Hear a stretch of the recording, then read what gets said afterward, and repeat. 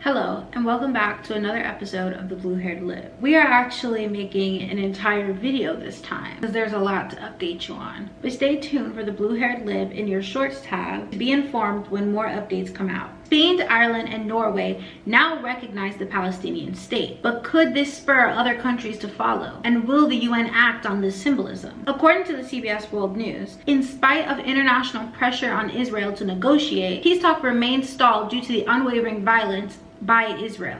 140 countries have recognized a Palestinian state, including 2/3 of the UN. And yet, Western countries like France and Germany have yet to recognize the Palestinian state. It must be acknowledged that this recognition of Palestine is undermined by these countries' support for harmful policies in the region. Mohamad Elmasry from news reporter Aljazeera says that they continue to back Arab normalization and the Palestinian Authority, the PA, who is well known to be an Israeli subcontractor and collaborator for the illegal occupation of Palestinian land. Public consensus is that this sentiment is too little too late. When Russia invaded Ukraine in 2022, the Western world responded with a quickness that is simply not replicated for the people of Palestine. 56% of Palestinians fear that a deal with the PA would bypass and ignore their interests and further entrench their oppression. According to the Palestinian Center for Policy and Survey research poll, 88% of Palestinians in the West Bank would like PA President Mahmoud Abbas to resign.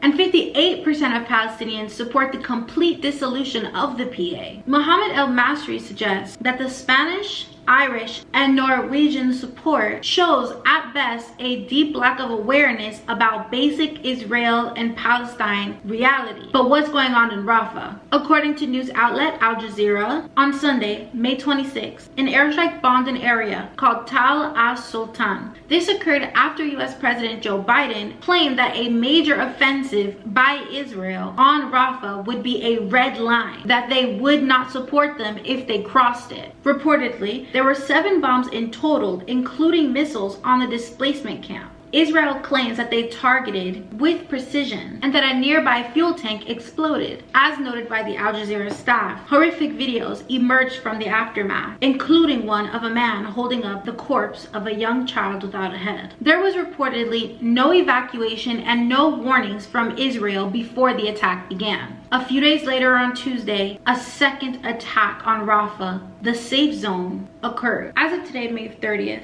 there are reportedly at least 45 Palestinian civilians murdered in Rafah and another 200 injured, according to the journalist at CNN. According to Philippe Lazzarini, Commissioner General of the UN Relief and Works Agency for Palestinian Refugees, the UNRWA, people were reported to have burned to death. There's also photography and footage of people digging through the rubble with their bare hands looking for lost loved ones, people dead or alive, and food. I would encourage you to pay closer attention to this next part as we witness Israel and multiple officials retract and make further statements about the events that have been occurring in Rafah. The first attack happened after Hamas reportedly launched rockets at Tel Aviv on Sunday for the first time in months, and notably right after the ICJ ordered Israel to come to an immediate halt with its military mission in Rafah due to war crimes. The Israeli Defense Forces, the IDF, said that 8 rockets were fired from the Rafah area and that a number of projectiles had been intercepted. The IDF said it destroyed the rocket launchers used by Hamas shortly after the strikes. The Israeli army also claimed that it struck a Hamas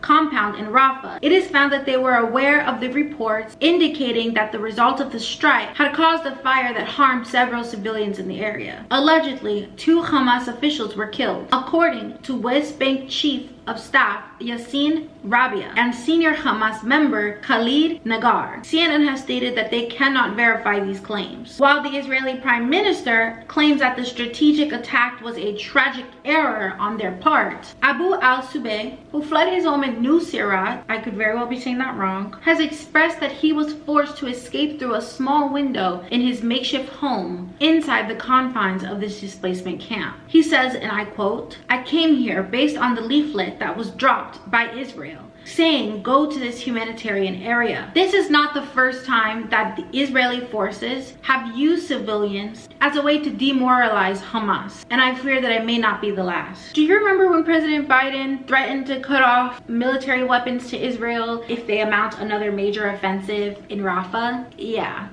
Well, White House spokesman John F. Kirby has reportedly condemned the Israeli airstrike. However, claimed that the attack was not enough to change U.S. policy. He says, and I quote, "We don't want to see a major ground operation.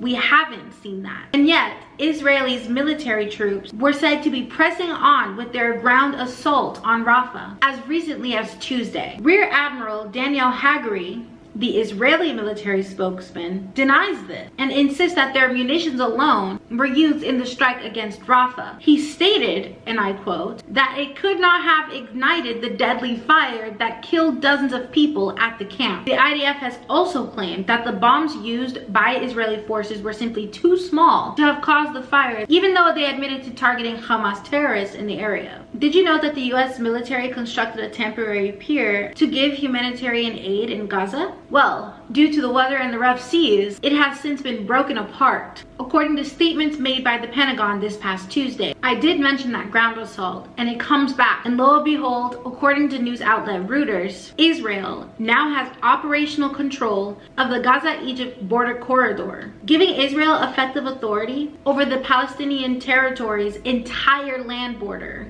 Essentially, they're blocked in by Israeli forces. And remember when US spokesman John F. Kirby said that we have not seen a major ground operation? I would say that qualifies when Israeli military official earlier said that there were actual Israeli boots on the ground along parts of this corridor. On Wednesday, May 29th, Israel sent tanks into Rafah. The World Court said that Israel has not explained how it would keep evacuees and civilians safe from the events going on in Rafah, and has undisclosed how they will provide food, water, and medicine. The deputy director of Ambulance and Emergency Services in Rafah, Haitem Al-Hams, has said that they received several distress calls from residents in Tel Al-Sultan, where drones targeted displaced citizens as they moved from the areas they were staying towards the other safe areas. But it is very clear that there is no safe place in Rafah, and people who do need medical treatment are dying from lack of said treatment. While Israeli demands that Hamas releases hostages and prisoners of war, Hamas notes that these talks are pointless unless Israel ends its offensive on Rafah,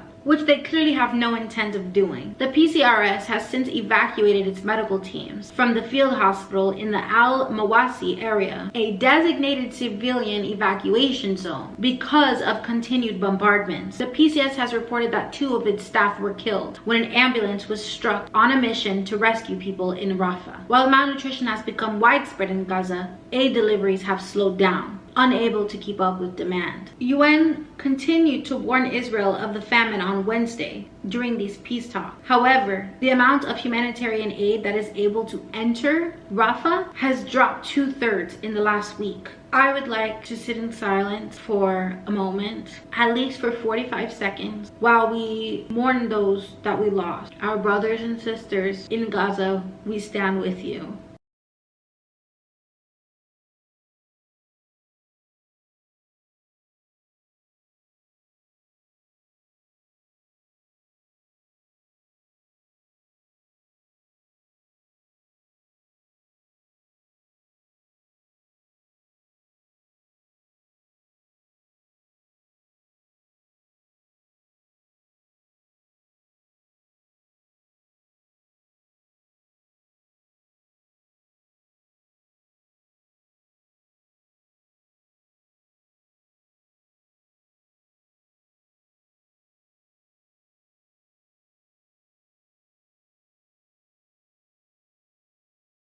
There is no college campus for me to storm. This is the best that I can do, and this is the platform that I have. The sources for this video will be found in the description below. If you would like ways to help and donate, I will give you the resources that I have gathered down below. Do what you can. I encourage the US Senate, US Congress, and President Biden, as well as the rest of the world, to act now. How long must it take? How many more headless bodies. How much more destruction does it take to move us? And ask yourself, what have you done to help? Thank you for listening to another episode of The Blue Haired Live.